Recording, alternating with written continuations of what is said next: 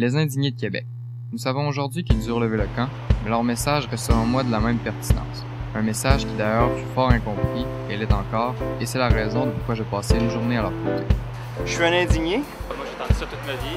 On est tous dans notre société là. Moi je suis plus capable de voir tout ce qui m'entoure. Il faut qu'on nettoie le système. Présentement, c'est le temps de mettre la main à la pâte. Finalement, c'est que chacun a une responsabilité. Je veux être active dans ce mouvement-là. La question, c'est est-ce qu'on va être capable de les déloger avant qu'ils aient le pouvoir de nous empêcher de les déloger?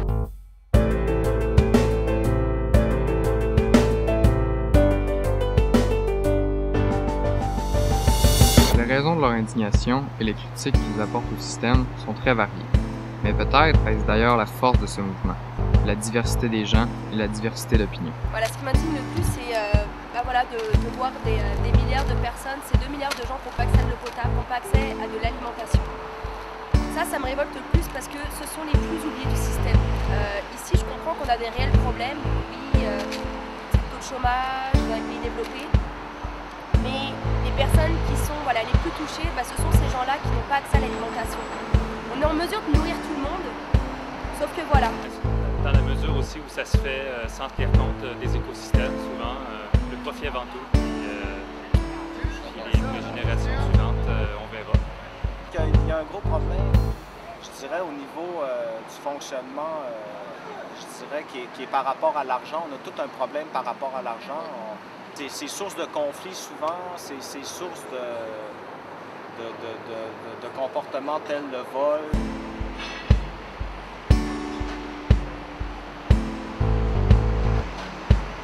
Ben, des gens qui, le matin, sans être des mauvaises personnes, ils vont faire un travail qui contribue à détériorer la planète.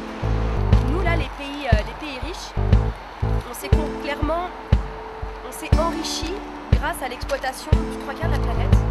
Toute notre consommation, tout ce que nous avons autour de nous, a été basé sur l'exploitation de tous ces pays-là, de tous les pays en voie de développement. Et ça, moi, c'est pour ça que je suis indignée.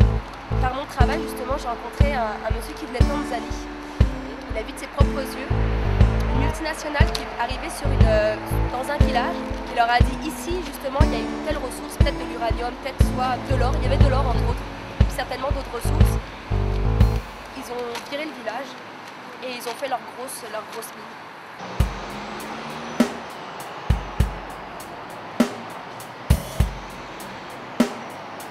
Au niveau du coût de la santé, ce qui coûte le plus cher là présentement, ce sont les médicaments. Qui est-ce qui produit les médicaments? Ce sont les industriels pharmaceutiques. Ça veut dire que le gouvernement tolère de payer des prix astronomiques pour encourager des multinationales. Ce qui fait vraiment que je suis indigné pourquoi je suis ici, je pense que c'est le fait que, partout autour de moi, je vois du monde qui sont fâchés pour mille affaires. Je vois personne qui a l'air d'avoir l'impression que la société va bien, qu'on s'en va à quelque part qui fait du sens. Je pense que tout le monde à qui je parle a l'impression qu'on s'en va frapper un mur. Pourtant, je veux dire, malgré qu'il n'y ait personne de satisfait autour de moi, il n'y a rien qui change, rien qui change, rien qui change. Parmi tous les témoignages entendus, un seul me laissa tout d'abord dans le doute par la fantaisie de ces allégations. Je ne l'aurais jamais cru si je n'aurais été témoin de la ridicule situation.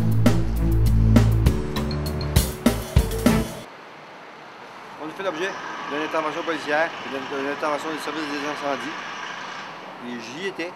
Ils sont descendus ici, il y a 23 policiers, deux véhicules de pompiers pour éclairer le site avec les énormes lanternes, un véhicule de superviseur, un chef de protection des incendies, puis le porte-parole de la Ville de Québec.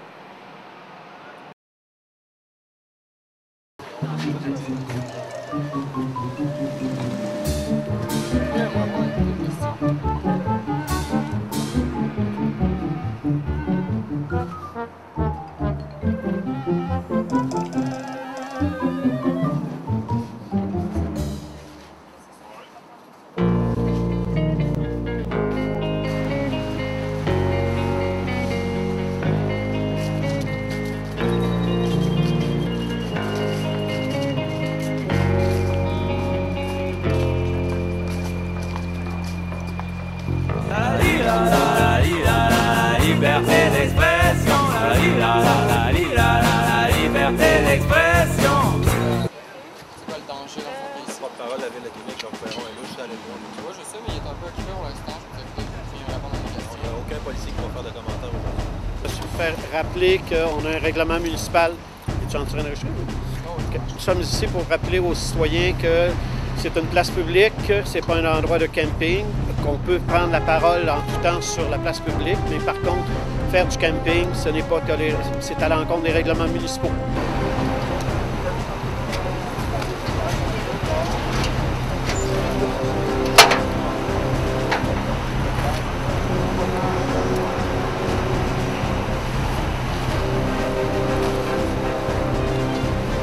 Vous travaillez pour la ville, c'est ça? Monsieur, vous travaillez pour la ville?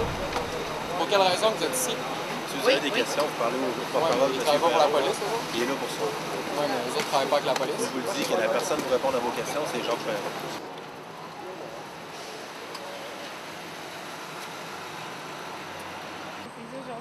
Non, il n'y a pas de matériel qui a été saisi, à part quelques vieux morceaux de carton et autres. Et comme les feuilles, on leur a demandé de ne pas se servir de feuilles mortes comme isolant, là, ce qu'ils avaient commencé à faire. C'est des feuilles mortes, c'est pas le meilleur isolant. Rappelons à M. Perron que c'est lui-même qui ordonna la saisie des moyens de chauffage et qui ainsi force les indignés à utiliser des feuilles pour isoler leur tente, ce qui est, comme dit-il si bien, un très mauvais isolant.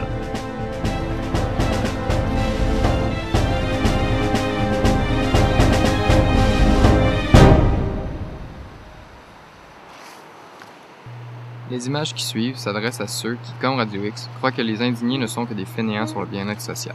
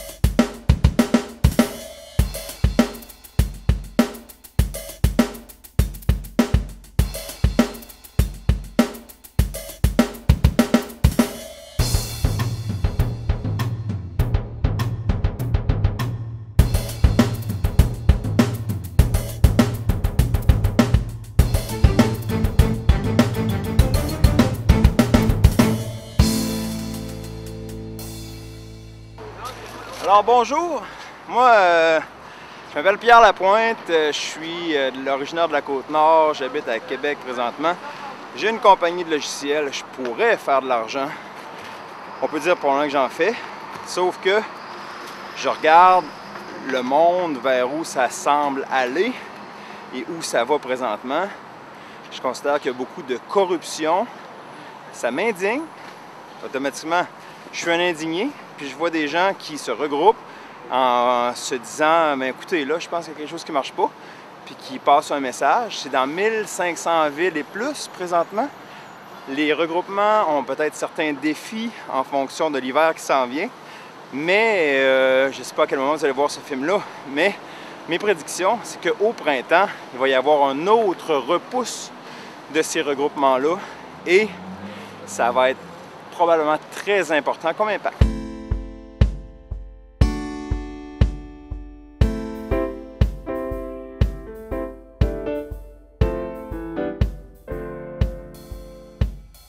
Certains affirment que les indignés ne font que critiquer et n'ont aucune solution pour l'avenir. C'est faux. Tu parles de structure, est-ce que vous avez un projet dans le fond pour un autre genre de structure, un projet à long terme? Oui, en fait, c'est là-dessus que je travaille depuis une quinzaine d'années. C'est un outil de communication qui tient compte des volontés de chaque personne et qui regarde qu'est-ce qui émerge de ça, qui informe les gens qui ont intérêt à se rencontrer pour faire des échanges, des partages, puis aussi qui fait émerger c'est quoi les besoins collectivement, c'est quoi les projets auxquels les gens veulent participer. Les moyens de changer ça, ça serait par la taxation, par l'instauration, selon moi, d'un plafond salarial. Petite chose par petite chose, petit comportement par petit comportement, ça influence les autres, ça influence l'extérieur. Si tu réinvestissais tout l'armement, l'investissement de l'armement américain, tu pourrais résoudre je ne sais plus combien de problèmes dans le monde. Alors, je suis sûre que tu pourrais résoudre la faim dans le monde. Tout ce qui est entreprise ça devrait changer, ça devrait devenir des coopératives. La population ne participe pas à la démocratie. On l'a abandonnée. On a besoin de la reposséder. Il faut instaurer des choses durables. Bon, c'est sûr que les mandats durent 4 ans puis que les politiciens ils sont pressés de faire les choses puis tout. Mais il faut instaurer des choses durables. Puis... Ça ressemblerait à une société beaucoup plus diverse. Les gens se rassembleraient selon leur mode de vie, les modes de vie qu'ils souhaitent. Et puis, ça serait beaucoup plus fluide aussi parce qu'actuellement, on s'empête beaucoup dans ces structures hiérarchiques.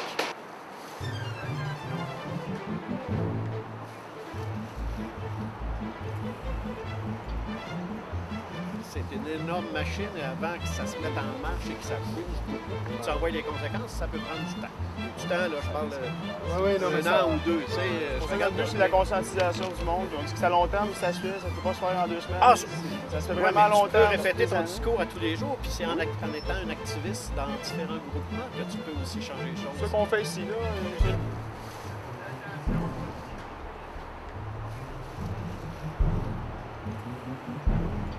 Mais vous êtes le futur.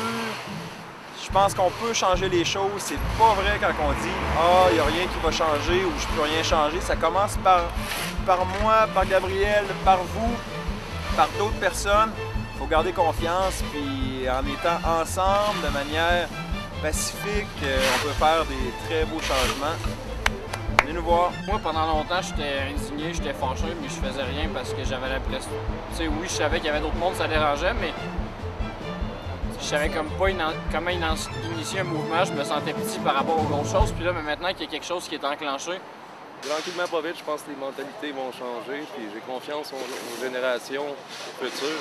Puis en même temps, même si nous autres, on ne règle pas la totalité du problème, on fait juste l'effleurer, ben ça risque de faire boule de neige. Ça donne le goût aux jeunes de continuer. T'sais. Tant qu'on a cette possibilité-là de faire changer les choses de façon pacifique, profitons-en. Le choix, on l'a. La preuve, c'est qu'on est en train de prendre les moyens qu'il faut pour que ça change. Là. Et c'est ça, ça a tellement créé quelque chose de fort entre les gens, ce lien-là, que ça va perdurer. Puis de se dire que oui, en fait, je n'étais pas toute seule chez moi en train de m'indigner. Non, non, il y en avait plusieurs. Et là, on a réussi à créer une coalition, justement, humaine. Et puis puis mondiale. Dans chaque assemblée, dans chaque ville qui participe, on prend des décisions au consensus. Et puis si ces consensus-là sont éventuellement passés en consensus dans les autres villes et qu'on arrive à un consensus mondial, on va asseoir nos idées, on va les légitimer de façon extraordinaire. Les gens qui sont impressionnés par la démocratie à 50% plus 1, ils vont voir là en fait une lumière, un phare qui pourrait les éclairer dans cette ère d'obscurité. Si on veut changer tout l'extérieur, changer les lois, changer ce qui ne va pas au niveau bancaire, tout ça, il faut surtout changer son intérieur, changer son intérieur.